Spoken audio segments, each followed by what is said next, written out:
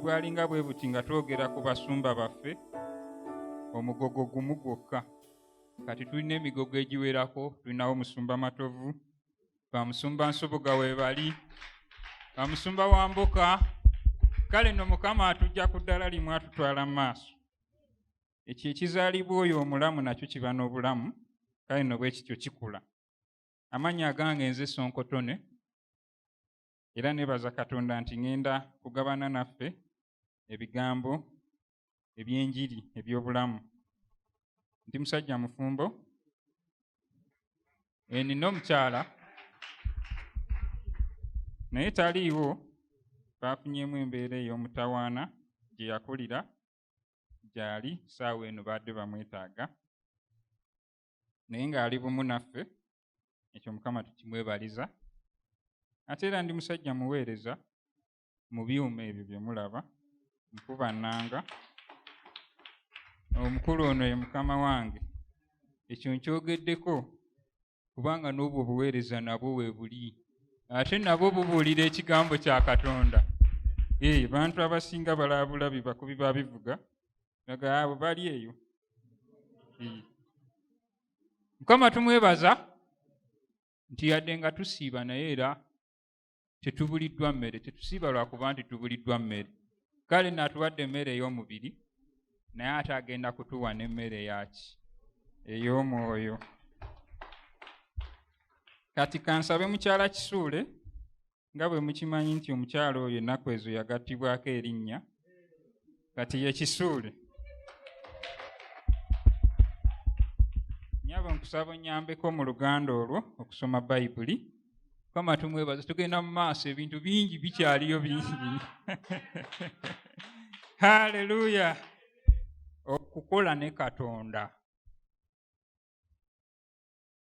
Okukola ne Katonda gwe mutwe gwaffe. Twagala tulabe tusobola tutya okukola ne Katonda. Okusookerwako bw'owulira ekigambo nti okukola ne Katonda kitegeeza nti mukozi. Ekyo kimu, Katonda mukozi. Naye byakola, oba kapenta, oba wa revenue, kibuuzo kikujjira nti yakola biki, ye omulimo gwe ki? Naffe tugende tukolere eyo naye, kuba gwe mutwe gwaffe. Kale ngende mu Yokaana essula ya 5 olunyiriri lwa 17. Awo tugenda okusimba, ate tugende nga tunnyonnyola mu nnyiriri endala eziddako. Kitabo kya Yokaana essula ey'okutaano olunyiriri olw'omusanvu. 17. Olunyiriri olw'17. Naye Yesu n'abaddamu nti Kitange akola okutuusa kaakano, nange nkola. Tweyanzizza nnyo nnyabo. Kati Yesu ye yayogera bino ebigambo. Waliwo ebigambo bingi mu Bayibuli naye kikulu buli woolabanga nti Yesu n'ayogera oba Mukama n'ayogera, ebigambo ebyo n'ofangayo. Bayibuli ezimu zibisana mu bimyufu, akwawuliremu nti ssebo kati eno si mboozi sikunyumiza nga bano ate bwe baakola bati, kati Katonda alina kyakola ki? Kati Yesu agamba nti Kitange akola okutuusa ddi, ate nange nkola. Wajjawo ekibuuzo ekisooka. Ate twawulirako nti ku lunaku olw'omusanvu n'awummula. Kaakati yawummula. Mwami Kayiwagati yatuuka. Yali atuuse ssebo byonna yabitunuulira bw'ati nga birungi. N'agenda mu retirement. Kaakati awummudde. Omanyi mu retirement omuntu abeera just anyumirwa abantu be baayagala. Kulya ku ssente. Era Yesu yajjanga n'anyumyamuko n'addamu. N'amugaa kati ebyo byonna biibyo wabituuma amannya eri wagiyita nte. Birungi ebyo. Ebyo bye baalimu mu kiseera ekyo. Awummudde. Wabula ate yaddamu ddi okukola. Tugende. Ebyo tubiraba mu lubereberye. Naye tulaba mu ssuula ey'okusatu olunyiriri lwa 21 nnyabo tusomerewo. Mukama Katonda n'akolera Adamu ne mukazi we ebyo ebyambalo by'amaliba n'abambaza. n'abambaza. Laba ate we bamuzza ku kyalaani kati. Abadde ali mu litayamenti, wuuyo kati ate yabambaza malimba, kitegeeza yasooka ate kukutta ki? Yatta ensolo, ayinza okuba yatta nte oba embogo. Ndowooza ku nsolo ennene, tayinza kubanga yatta kamyuti ke kanaabambaza. Yatta ensolo ennene obulungi, abambaze. Bamuzizza mu mirimu, atandise okukola. Kati omutwe gwaffe guno guga nti okukola ne Katonda. Tusomye kino ekyawandiikibwa tugezaako kunoonya, ye akola biki naffe tukole ki? Tukole naye. Kati muno mu kyawandiikibwa tetulaba kwambala. Tugende tutandike kubeera bakinjaaji tutemebe. Tutandike okuyubula ensolo. Wabula Katonda ono yali alina kyagenderera mu kwambaza abantu bano. Abantu bano baali boonoonye. Kitegeeza ebintu bye byali bitataganyiziddwamu, bye yategeka. Yali alina engeri gye yabitegekamu, kati bitataganyiziddwa. Adamu ne Eva bwe bali ekibala, nabo bennyini waliwo ekyakyuka, bagenda okwekanga bali bwereere. Era bo bwe basooka okwekolamu omulimu, bebike bikola naye byali tebiba bikka bulungi. Mukama ye n'abaleetera sikiiru empya. Kati anoonya ki? Abikka ku bwereere. Omulimu gwa Katonda gwo gweguliwa. Kati olwaleero tugenda kulaba omulimu gwa Katonda. Bw'osoma mu Befeso ssula ya 5 olunyiriri lwa 27, tugenda kati kutegeera kiki ye kyafa, lwaki bano abambazza. Anoonya ki? Tutuuseewo nnyabo? Yes, sir. Abefeso essula ya 5 olunyiriri lwa 27. Alyoke ajereetere ye yennyini ekkanisa ey'ekitiibwa nga terina bbala newankubadde olufunyiro newankubadde kyonna ekifaanana nga bino, naye ebeera entukuvu eteriiko bulema. Tweyanziza nnyabo. Kati Katonda kaweefube gwaliko. Toyinza kugaa nti ono Adamu ne Eva bali bwereere kyate bamuweesa ekitiibwa kati. Era kyova olaba olwabatunulako bw'ati yatandikirawo nakola ki? Abambaza. Ekyo kikolwa kya kubaweesa kitiibwa. Anoonya batukule babeere baki? Batukuvu. Kati wano mu Befeso tulaba nti ate takoma ku ekyo kyokka. Ayagala ekkanisa. Kati ekkanisa ye ki? Ye ggwe nange. Twali tugenda kuwera tubeere nno bayitirivu naye nga ffenna tunyumya ne Katonda. Nga tweyagala tuli mu ki? Mu litayamenti. Ebintu ne bitabukamu. Kati Katonda atuzzaayo. Tatwagalako bbala, tatwagalako lufunyiro, tayagalako bibambya. Kyate nayanisa omusana ne gutayitamu bulungi ne kujjako kino. Kati Katonda yatandikira awo. Kati tugenda kwetegereza Katonda kuba bw'oba onookola n'omuntu boosi, omuyiga embeera ze, omusoma. Omusajja ono bw'ajja ku makya si mulungi kutambaala, omulindako n'asoma amawulire. Kati ye Katonda awo ayogedde. Nabagaye mu Bayibuli muno bw'osanga ebigambo nga bigaawo Katonda n'ayogera kikulu, imaakinge. Katonda addamu okuvaamu ekigambo mu ssula ey'omukaaga olunyiriri. Okay. Wano akola statement gye ndowooza nti nkulu. Kiyinza okuba si kye kigambo kye yaddamu okwogera, naye statement eno nkulu. Ssula ey'omukaaga olunyiriri lwa 7 tusomewo tulabe. Mukama n'ayogera nti, ndisangula omuntu gwe natonda okuva mu nsi, okusookera ku muntu n'ensolo n'ekyewalula n'ekibuuka waggulu, kubanga nejjusizza kubanga nabikola. Kubanga nejjusizza.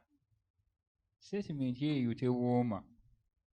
Katonda yejjusa okubanga yatonda omuntu. Kyokka wali ate twamulabye nga mumativu.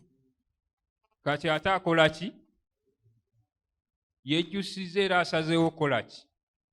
Kusangulawo biveewo. Kubanga baali bakubyeko ekifaananyi n'otunula nga kiringa ekitanyumye.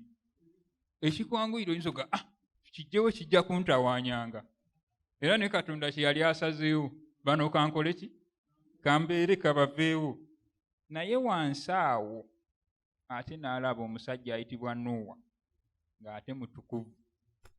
Bayibuli emwogerako he was a righteous man, nga musajja mutukuvu. Kati ate Katonda n'akyusaamu. Okuva awo ku Nuuwa, Katonda yaleeta amataba naye n'ataliza Nuuwa n'ennyumba ye. Naye sebere ebiseera byagenda nga biyita era abantu ne boonoona. Awo n'asanga Ibulayimu n'amusanyusa, wuuyo mu Isaaka, wuuyo Yakobo, wuuyo abaana ba Isirayiri. Naye nga Katonda alina ekintu ky'anoonya. Ate abaana ba Isirayiri ne bamutawaanya nnyo. Baatawaanya nnyo Katonda. Era nze waliwo we mbeera awo ne ŋŋamba naye baakola bulungi. Kubanga Katonda yali amaze okusalawo nti kati bali kambaleke ŋŋende ne baana abazzukulu baani ba Ibulayimu, abaana ba Yakobo. Kati ffe ng'atuvuddemu kuba nze siri mu Isirayiri musaayi. Kati ffe twali baakuzikirira ffenna. Naye bali ne bakola ki? Baamutawaanya nnyo. Abo abaana baamutawaanya, akoze ebyamagero, abatutte, ate beekyanze bakoze akaliga. Kati Katonda yalabira ddala abantu bano nga tebali sirias. Kati Katonda bwe bamutawaanya, kati n'afuna pulaani. Naga nti kati ŋŋenda kutumayo oyo gwe ndaba nga ye akolera ddala kye njagala. Tugende mu Matayo 12:18. Kuba tugezaako kulondoola Mukama ono, bwe tuba tunaakola naye olina okusooka n'omusitadinga bulungi. Laba mulenzi wange gwe nalondamu, gwe njagala, ansanyusa emmeeme yange. Ansanyusa ki? Emmeeme yange. Emmeeme yange. Kati Bayibuli ey'Oluzungu emuyita servant. Muddu. Kati alonze, n'ebigambo bino yadde biri mu Matayo, ne Matayo ajuliza mu Isaaya. Ebiseera ebyo ebya Isaaya abaana ba Isirayiri nga batawaanyiza Katonda ekyenkanidde awo. Kati pulaani ye ejjidde wano. Atuma Kristo. Kubanga yamusanyusiza ddala nga bw'akola ki? Nga bw'ayagala. Abantu bo bakoze batya? Bakyamusobedde. Kati ye pulaani eyo eya Kristo okujja. Naye Kristo yajjira mu kifaananyi kya muddu. Ate bwe tubanga ffe tulowooza nti tunaakola ne Katonda, kitugwanidde okwekwata ku ono ataamusanyusiza ddala. Kuba ono yakuba paasi. Ono bw'ayimirira mu maaso g'oli, oli yeeta omutima. Kuba ono amusanyusa emmeeme ye. Kati ate ffe naffe twagala kukola naye. Tulina kola tutya? Tulina kwekwata ku ono amusanyusa emmeeme. Wabula amusanyusa emmeeme bw'atuuka mu nsi muno, akola statement ennyumira mu Yokaana 15:14. Mmwe muli mikwano gyange, mmwe mukola bye mbalagira. Sikyabayita baddu, kubanga omuddu tamanyi mukama we by'akola. Naye mbayise ba mukwano, kubanga byonna bye nawulira eri Kitange bye babuulidde mmwe. Tweyanziza nnyabo. Kati Yesu ali mu nsi, naye agamba mmwe muli mikwano gyange. Si ffenna. Ayongerako akakwakkulizo agamba nti bwe mukola ki? Bye mbalagira. Kubanga ono atulagira y'amanyi oli by'ayagalira ddala. Kati ky'oba olaba tatuwadde choice nti tulondemu. Ye y'amanyi oli by'ayagala. Kati ffe tukole ye by'atugamba. Kuba kati ffe tulinga abali mu mugongo gwe, atutuuseewo ono gye tugenda. Kikulu nnyo bw'oba ne Mukama wo n'ojjukira ebyaliwo okwo. Omukozi omu bw'aba nga yagenda n'ayogera ku mawulire nga tamutumye, ayogerera kampuni, omusajja n'atabuka, tokyerabiranga kikubeere mu ki? naye Katonda ono gy'atutwala yagamba nejjusiza, era yali asazeewo kukola ki? Ye Katonda gwe tudiringa naye kati atumye amusanyusa. Si kyamagezi ffe kweyitiriza, olwedde ffe ekifaananyi mwatulabira yejjusa dda. Ono yamusanyusa emmeeme ye. Tuleke kweyitiriza nnyo, kubanga bwe tuba tunaakola ne Katonda tulina okumusitadinga bulungi. Katonda takyuka, edda yasalawo okwo ayozeewo ensi. Ekyo kyali kimujjidde. Ekyatutaasa kyali eki? Omusajja yali omutukuvu, kaakati aleese amusanyusiza ddala. Tolina ngeri gy'oyita bbaliwo n'amusanyusa. Ekitali ekyo ajja kukwozaawo bwoza akusuula eri. So ono Kristo yakulembeddemu. Kyokka ekikwewunyisa, Kristo naye muddu. Kristo yajjanga muddu. Mugenda kumbuuza ate atya? Kale awo katulabe omuddu y'ani, kubanga ekyokuddamu bw'oba oyagala okukola ne Katonda olina kweyisanga muddu. Awo ojja kukola bulungi naye. Kati omuddu y'atya? Twagala tulabe ne Yesu naye yali muddu. Kale omuddu y'atya? Ekisookerwako, omuddu takola ebyo by'ayagala, naye akola ebintu mukama we by'akola. Mukama we by'akola ki? Nyabo tusomere Matayo 26:39. N'atambulako katono, n'avuunama, n'asaba, n'agamba nti, Ayi Kitange, ekikompe kino kinveeko obanga kiyinzika, naye si nga nze bwe njagala, wabula nga ggwe bw'oyagala. Ne bw'okomaawo nnyabo, ekinyusi tukifunye. Si nga nze bwe nkola ki? Kati ono ayogera ye Kristo, ye Katonda, naye atuuse mu mbeera ng'alina okubeera ki? Omuddu. Singa bw'ayagala, kuba wano yali agala, naye omanyi twalikyusizaamu mu pulaani eno. N'okuba Kristo ye Katonda twalikyusizaamu, n'ate najjukira, naye ate singa nze bwe njagala, wabula nga ggwe bw'okola ki? Era yamaliriza akoze eki? Afudde ku musaalaba. Kati obanga Kristo yakola ye nga bw'atayagala, ate olwo ggwamu erippako obwerippi.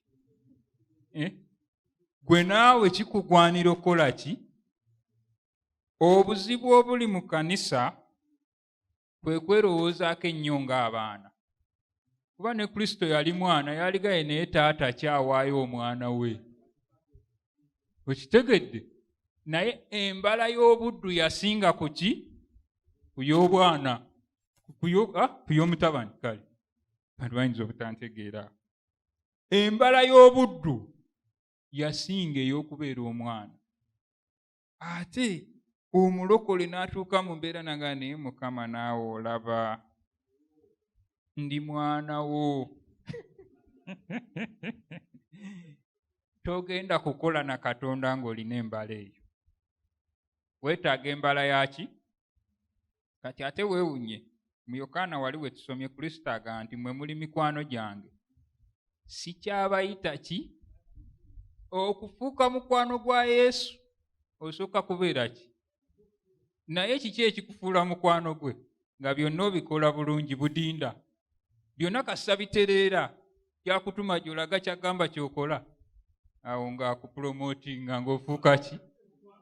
Kaakati obwakalokoka buli ddakiika ndi mwana, Mukama olaba, ate enjala etuluma, baatutumye kusiiba, omanyi baddokita batugamba. Birungi. But instruction is key. Instruction is key. Teweerowoozaako nnyo nga mwana. Oli muddu. Simanyi oba mukitegedde neyanziza sebo. Ffe tuli baddu. kiki ekiraga nti ono muddu. Omuddu tamanya kitaawe kyabeera akola. Ogenda kumbuuza ayi Yesu yali abimanyi byonna. Waliwo kamu eyayogera. Yagamba nti teri amanyi budde oba ssaawa okuggyako ani? Master. So waliwo ebintu ebimu nga Katonda agambye ekintu naye orizoninga nnyo. Emanyi ekintu ekyaleeta amadiini mu nsi muno? Reasoning. You over reason. Orizoninga nnyo Mukama kiki kyabalamu kino, enkomerero yakyo biri bitya. Orizoninga Mukama akugambye kwate emmotoka eyo giweeyo bagikozese bino. You go, no, but I have to go to work. No, kola bino. Oleese oluzungu lungi. Bali sibalaabwe bakola. Mukama agambye gwe tomanyi ki kyakola, tukimanyi. Oli muddu, kkiriza biveeko. Simanyi oba muntegeera. Embala endala ey'omuddu. Omuddu tawakanya mukama we. Tawakana. Wano structure ennungi y'amagye. Amagye bwe bakutuma tokola ki? Naye wano tugenda tuli kale ejje lya Yesu mugolokoke. Naye bwe tumala ne bakugamba awo ekyokukola nti omwezi ogwokusatu tukumba. Baba baalubatu. Abalala babadde batya. Oda kutoka mukubwa, abalala bawese. Obuzibu buvuddewa. Tuli gye lya Yesu tuva na kuyimba wano oluyimba. Naye oda bwebewo omukulu. Tya, ebintu bino biri mu reasoning sebo. Okuva obwenkya tuli wano. Kaakati omuntu akola ki? Psychologically we are suffering biki? Olemereddwa. Tojja kukola ne Katonda.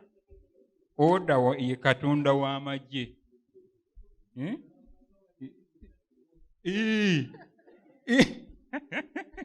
Kyekyo eze kyakiwa okubazeeyo kubanga ebintu bikalubye. Kakati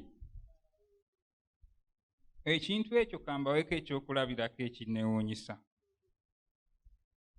Mu Lubereberye Essula ya 22:3 tulaba omusajja Ibulayimu jjajja w'abakkiriza. Ebiseera bye yali tannafuuka jjajja w'abakkiriza. Katonda amuwa mission emupromotinga okukola ki? Afuuke jjajja w'abakkiriza. Bw'agimuwa tusomere waawo nnyabo lunyiriri olwokusatu owulire ebyabeerawo. Ibulayimu n'agolokoka enkya mu makya n'assa amatandiiko ku ndogoyi. Amatandiiko ku ndogoyi ye. N'atwala babiri ku bavubuka be ne Isaaka omwana we. Weebale. Nze kyenjagalawo kankibabuulire. N'atwala babiri ku ki? Ku bavubuka be. Bayibuli ebayise bavubuka. Naye nammwe mumanyi settingi zino. Omusajja omukulu atera okubaako abavubuka awo oli mulaalo ono akola biki? Ono shamba boyi akomola ebimuli. Aga gwe naawe mujje. Naye Ibulayimu ono agenda ku mission esinga obukulu mu bulamu bwe. Kyokka Katonda yamuwa omuyambi. Alina omuyambi. Alina omukyala Saara gy'ali. Saara ye muyambi wa Ibulayimu. Naye ku mission esinga obukulu yalonda bana abaddu be. Obuzibu bwaliwa? Kiki Saara ky'ataalina? Saara yali ajja kumuwakanya. Teyali muddu waani? Teyali muddu waani. Ate nga mission nkulu nnyo teyeetaagamu friction yonna. Erina kutambula ki? Bukwakku. Kati ate Saara ajja kukola ki? Kati waliwo ebintu nga Katonda alina by'akola nga yeetaaga omuntu nga yamumanyi kati Sonko gwoba ojja tulinawo wano abasajja ab'amaanyi nti bampe Sonko yaba agenda. Ensonga ki? Bali bagenda kutandika okulizona. musumba nedda ssebo kino tekikkirizibwa mu theology bino tebikola. Katonda atumye musumba Mbalangu ku missioni enzibu tewulikikangako ate mumunyumiza theology. Era jakugaba bugambya gundi ono yasoma ebitabo bingi asooka abireke kanfuna ono tugende kuki missioni eggwe. Kubanga okukola ne Katonda waliwo ebintu ebimu nga si byangu nga obireetamu reasoning wo biganye. Kimaba mukirabye. Kakati ekyokulabirako ekirala si kyakulabirako naye embala ey'omuddu. Omuddu tabeera mu kupakuka kumaliriza mirimu gya mukama we yalyoka adde ku gigye.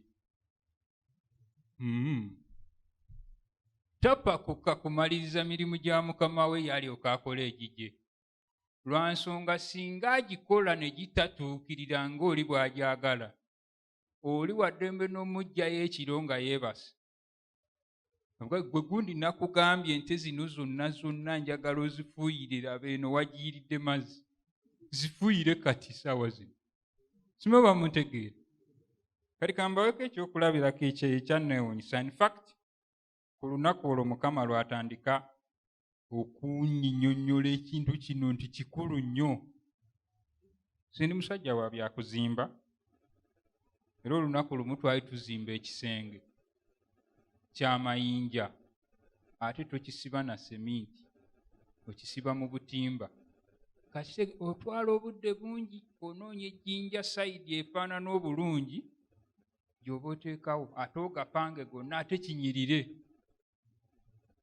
Nga si kintu kyangu tye. Kati nina omuzimbi apanga amayinja, nina n'ono amuyambako poota we. Mubamanyi bapoota? Mumuweereza. Be baddu, ate sina muddu wange. Wooli omuzimbi. Batandika bazimba, nina wendi. Tugenda okutuuka mbudde awo ssaawa 7, ekintu ndaba kikyambi. Nenzija ne mbaga mumanyi, ekintu kino tukimenye tukiddemu. Omusajja omuweereza ne yeekyanga ne yeekamwana naga obedda atulaba tusimba ekintu kino kati ate atutawaanya tuddemu. Nange ne mpulira obusungu. Ne mubuuze naye gwe gundi, nkusasula ntya? Sikusasula lunaku. Bwe tukiddamu ensi oba tufunye omulimu omulala. Kati opakuka ki? Badde nti bwe kiggwa ate enkya tulina na mulimu. Omuddu topakukanga. Kati ffe ku nsi kuno tuliko nga baddu. Naye ebintu bya Katonda buli w'obikola olukwakwayo, lwerimba wekka. Ojja kusooka osigale ku kintu ekyo, Mukama akikuzzeemu. Lwaki okiddamu? Kambabuulireyo embala endala oba amazima amalala ku muddu. Omuddu si ye yalonda mukama we. Mukama we ye yakola ki? Era nange ono omusajja omuweereza nze nakola ki? Sinnamuleeta. Kakati obuzibu bwe buli, singa obeera ng'opakuka okuva ku bintu bya mukama wo, manya kimu nti buli w'otabituukiriza nga bw'abyagala, mugenda kubiddamu. Kakati wano tulinawo bamaasoni baffe baabaawo batudde awo. Mukama yabagamba njagala ekisenge ekinyirira ekyabakkiriza abawanguzi abeetegese okugenda ku lwaki. Kati mmwe mwenna temwaliwo ng'abagamba, mwenna yabalonda bulunzi. N'oyo agamba nti najja wano naye nze nasalawo ne ŋŋamba kanzije. Abamu beerowooza nako ne bagamba naye kyaki eyo mwattu ebulamu abantu bwe bati abali erayiti ekimala, kambeera omwo kambayambeko. Ssebo, si ggwe weeronda, ye yakulonda. Ggwe weeraba mu katebe, naye ye masita yagamba genda muzimbe ekisenge ekyaki. ekyabakkiriza abawanguzi. Ali musumba mbalangu bw'abaako kyayogera n'otandika okuwakana, olimba. Bw'akuyita nti tulinayo pate mujje tusanyuke, ndaga abantu abo nabo bamala obudde, kati ebyo ebyokuzina obuzinyi bagira baagala kuzina kuzanya mizanyo gya kyana kito, twagendayo tubulira njiri. Igwopa kukogenze ku mulimu. Bino bye birungo ebikufuula omukkiriza ki? Ono ye Masoni yabimanyi. Igwe visioni bagikubulira buli lunaku nti tugenda kuzimba ekisenge ekiri bwe kiti. N'olinda ebiragiro. Bwe babireeta nti tugenda Kabaga nti ebyo nabyo bikwatagana bitya ne Mukama.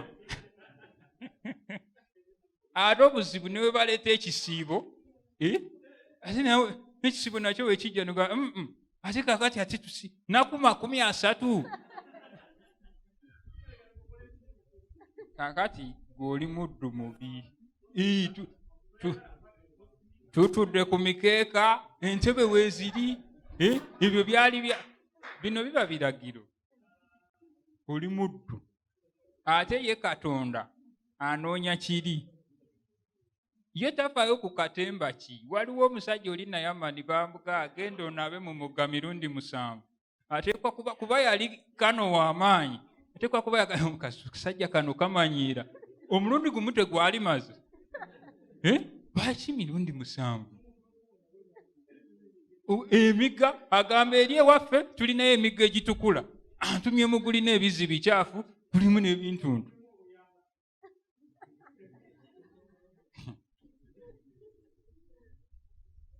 Kakati nno kambabuulireko. Kubanga ebintu bino mbibabuulira naye olunaku lumu twali tuyingira ennaku awo 6. Ekisiibo kino kigwa ddi? Ekisiibo nga kitandise okunkalirira. Naye ekirowoozo ne kinzijira, naye ekisiibo kino kinkalirira lwa butalya mmere, era ne bulijjo waliwo we ngenda okukola ne neerabira okulya mirundi mingi. Naye obuzibu buliwa? Ngenda okutegeera nga ekisiibo kino we nkibeeramu olw'okuba siridde mmere, nfuba okwegendereza tekinsala. Kati njagala kiggweko, ndekeraawo okola ki? Okwegendereza nsooke nkolemu ebintu nga ate ye nnyini kisiibo ekyo kyayita ejjinja eriteredde. Kaakati ate nze njagala kwanguwa ndite kiveemu. Mulabye olutalo oluliwo? Kisiibo. Oba okyayogera bw'otyo genoga ekisiibo kino mwe tuli, awo kammire kino ekigambo kivuddeko. W'obadde ogenda okuyombawo novaawo. Naye ekisiibo kiggweko, opakuka kiggweko, okole ki? Oyombe.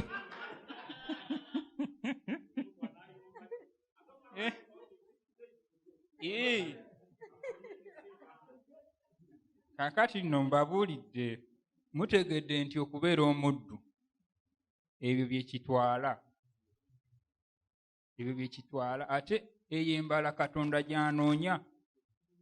Tanoonya mbala ya kweyita baana b'ennyo.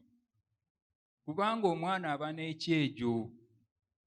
Omwana asaba busabi. Gwe weebuze Katonda yakufuna muddi. Buli kadde ozze kusaba musumba lwabaako kyagambye. Musumba ntawaanyizaamu mu ekyo. Kitegeeza kwagala kubeera mwana, naye eky'obuddu kigaanye. Kati ekisembayo ate nga kikulu nnyo. Omuddu ono ajjawo amaanyi agakola bino byonna. Omuddu alina embala ey'okulindirira okusiimibwa. Era nyabo tusomereko Matayo 25:23. Mukama we n'amugamba nti weebale, oli muddu mulungi mwesigwa. Wali mwesigwa mu bitono, ndikusigira ebingi. Tweyanziza nnyo nyabo. Ffenna tuli wano mu lugendo lw'obulokozi ebintu si byangu kambabuulire nga bwe mbibabuuliddemu ebimu si byangu. Naye musumba Nsubuga ssebo atwala mu kusiiba, naye waliwo woowulira noga si byangu. Kiki ekikukuuma ku lunaku lw'oliwulira nga Katonda akuga nti weebale muddu omwesigwa? Kitegeeza owangudde. Ekyo ffenna kye tukolerera okutuga nti weebale omuddu omwesigwa. Kati pakeji eri ku ekyo gwe togitegedde. Mu ntegedde nyangu Museveni bw'akuyita mu State House n'akugamba nti ssebo weebale tuwulidde by'obadde okola, pakeji teba nkalu, kubaako ebirala bingi. Ffenna kye tukolerera okuyita mu bulamu buno. Katuyimirire ku bigere byaffe.